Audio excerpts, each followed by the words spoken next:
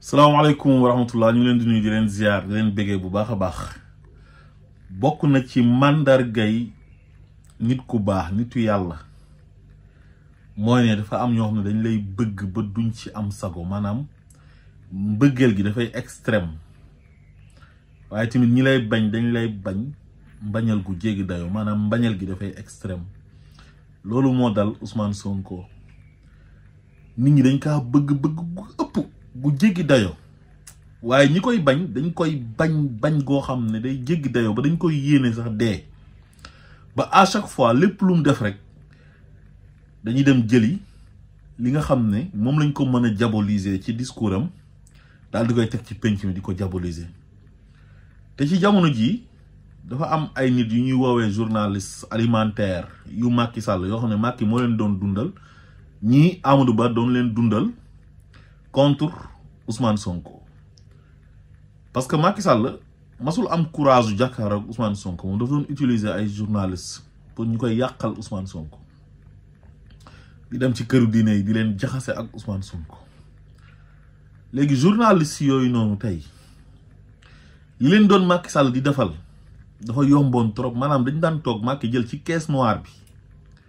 muy l'argent du contribuable sénégalais le denier public di leen ko jox ñu koy lekk moo tax li alxuraan di wax ne fii butunihim naaran seen biir yi safara moo ci nekk léegi ñu xam ne loolu mënuñ ko am ci Ousmane Sonko il n'en est pas question duñ ko am ci Ousmane Sonko duñ ko am ci président Bassirou Diomaye Faye parce que jubal jubbanti lañu woote léegi nag ñoom ñu jël affaire bi soppi ko benn genre vengeance contre le régime du président Bassirou Diomaye Faye et le gouvernement du premier ministre Ousmane Sonko léegi nag seen diabolisation ba ñu nekkee woon Macky Sall santoon leen ko ñu koy def dañ ko gën a taral mën naa am na ñu nekk ci opposition bi jamono ji te ñu nekkoon au pouvoir ñu ngi continuer di leen entretenir ba léegi na leen continuer leen di yàq dërëm parce que ñu ngi dese xaalis sàcc nañ xaalis yu réew mi yëpp waaye dinañ leen topp ñoom ñëpp ñu génnee xaalis bi incha allah léegi nag journaliste yooyu tey ñoo jóg lépp lu Ousmane Sonko wax ñu diaboliser ko comme nañ ko daan defee discours bi mu def bu muy dalal Jean-Luc Mélenchon discours bi Ousmane Sonko wax na ci ay wax yu am solo ci wàllu intégration africaine ci wàllu souveraineté alimentaire ci wàllu souveraineté économique wàllu souveraineté monétaire wax ci suñu ay réalité réew mu nekk da nga am sa ay réalité am sa ay coutume xam nga am sa diine booy dund gëm ko ñun ak France ñun ak Europe nous n'avons pas les mêmes réalités wax ci présence su armée française bi ci Sénégal depuis longtemps dénoncé ko wax ci leneen ak leneen yoo xamante ni yu am njëriñ la ñu waroon a aborder sujet yooyu jël ko nga xam ne dafa am njëriñ ak courage bi mu am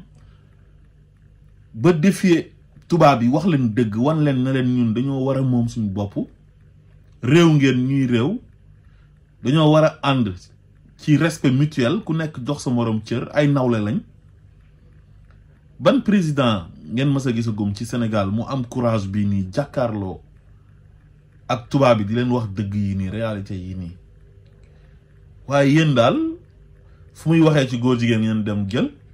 xool li leen ci neex ak ngeen ko mën a interpréter mu ñaaw salte ngeen ñëw ne da ngeen koy taqal yéen ku ngeen xam koo xam ne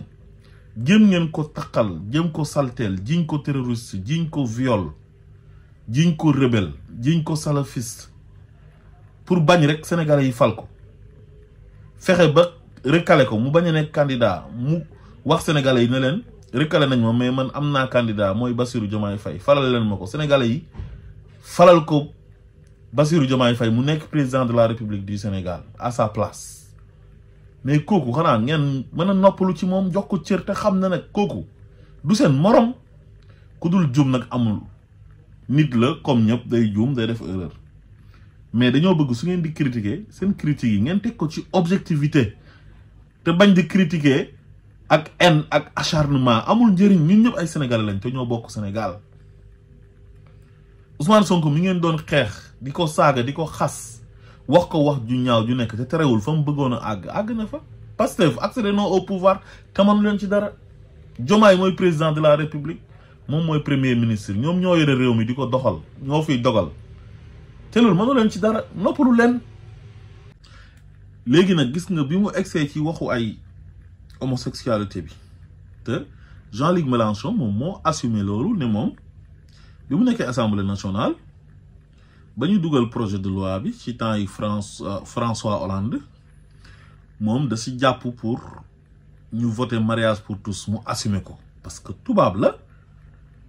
gëmul diine donte am na ay valeur moom sax assumé ne moom hétéro la hétérosexuel mooy koo xam ne jigéen nga soxla woo góor mais terewul jàppale na homosexuels yi pour ñu mën a am liberté ba mën a def mariage pour tous. Ousmane Sonko jóg tontu ko tontu bu leer bu extraordinaire léegi nag ñëpp génn soi-disant oustaz yu ñàkk xorom yoo xam ne bëgg a jël mbiru góor jigéen rek ne ñoom loolu rek mooy seen xeex quoi te yow góor jigéen gi ngay xeex yow góor jigéen googu ma nga Sénégal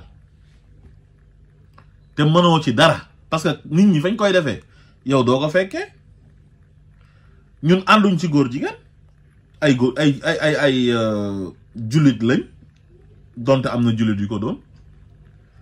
xam nañ ne yàlla rëbb na góor jigéen ci alquran ay yoon dëpp na ci dëkk mooy saddum fa ja'alna aliyaha saafilaha wa amtarna alayhim hijaratan min sijil mooy ñooñu waa kër Luudi waaye da ngeen mënta jël seen combat rek yéen ne seen combat mbiru góor jigéen la rek bëgg sénégalais yi ne yéen vraiment da yéen a ngi xeex pour góor jigéen loolu c'est naturel sénégalais yi bëgguñ ko ñi ko yàlla nattoo ñu nekk foofu am na si ñoo xam ne yéen xamoo leen parce que mbiru góor jigéen dafa mel ni comme yow ngay njaaloo ak jigéen te dafa xaraam booy njaaloo jigéen est-ce que da ngay dem ci mbedd ma taxaw di njaaloo pourtant am na ñoo xam ne ñu ngi am ay jabar Sénégal di am ay maîtresse di njaaloo ak ñoom di làqatu te kenn du ko xam góor jigéen noonu la mel Sénégal foo dem ci àdduna bi am na fa même réewu jullit yi da nga fay fekk ñoo xam ne dañuy pratiquer mbiru góor jigéen te xañ na kenn du ko xam waa léegi Ousmane Sonko li mu wax yépp ngeen sepp ci fu muy waxee ci mbiru góor jigéen léegi bëgg ko ci diaboliser naan ay reniement la dafa ay oustaz Makhtar Sarr di génn naan xawma discours am bi rassuré bëgg mu radical ci kanamu Jean-Luc Mélenchon gis nga nit mbiru état ak mbiru diplomatie tu caaxaan nit bu jógee dëkkam ñëw seet si la dafa am noo koy dalalee am nooy waxee moom criminalisation bu góor jigéen bi Makhtar Sarr di wax di ci insister ne Ousmane Sonko loolu la waroon a wax Jean-Luc Mélenchon directement mais assemblée nationale yéen waa ànd sàmm jikko yéen a dem dugal fa seen proposition de loi waa kër Macky Sall yi rejeté ko sànni ca xaj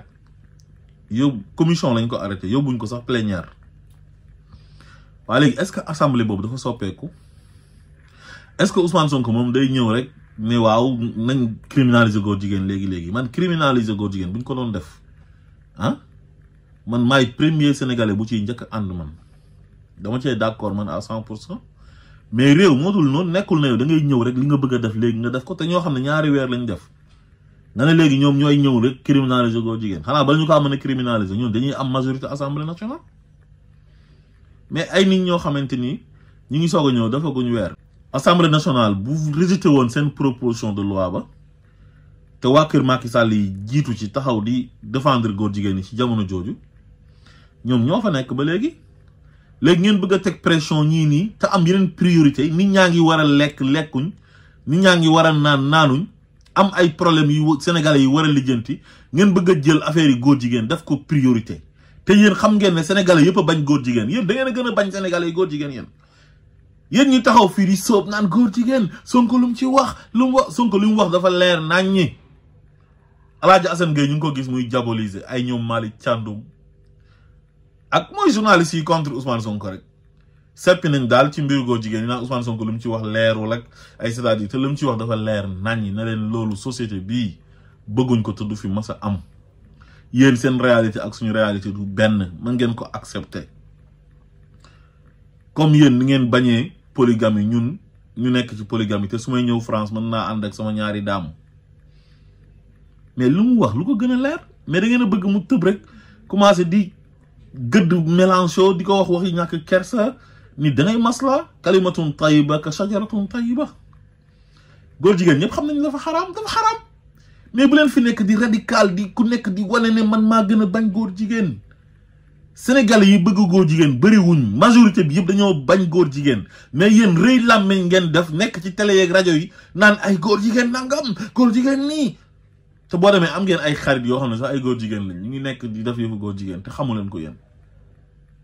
dafa am yoo xam ne si dafa ànd ak humanité bi Ousmane Sonko sax wax na ko c'est naturel loolu depuis temps yonentu yàlla Lut la yonentu yàlla Lut ak a yàgg moog yonentu yàlla Ibrahim ñoo fekkoon woon jamono nekk jarbaat yonentu yàlla Ibrahim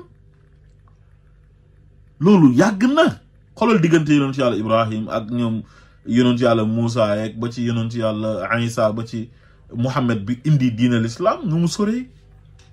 kon góor jigéen dafa yàgg pratique bu yàgg la ci àdduna bi nga criminaliser ko ci dëkk est-ce que tere na mu am fa mais terewul mu am fa kenn defu fi apologie góor jigéen yéen da ngeen a bëgg a jël sujet góor jigéen pour di ko diaboliser nit ñi ku ngeen bëgg a yàq rek bu defee discours rek ngeen jël discours am boobu noonu boolekaat mbiru góor jigéen ne lii la ci wax lii la waroon a wax kon da leen di dooleel ku dof dëgg wala ku bañ Ousmane Sonko dëgg mooy taxaw sax di xalaat di wax naan Ousmane Sonko dafay dooleel ay góor jigéen nag dafa dalal koo xam ne daf doon défendre góor jigéen yi mais dafa dalal Jean-Luc Mélenchon parce que naataangoom la Jean-Luc Mélenchon France Insoumise daf ko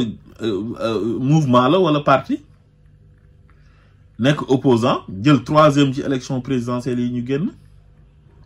kon kooku il n'est pas n'importe qui Ousmane Sonko partem Pastef c'est un grand parti africain dem nañ ba inspiré ay Camerounais ñu créé Pastef inspiré ay Mauritaniens ay Gambiens ay Guinéens bañ créé parti boobu noonu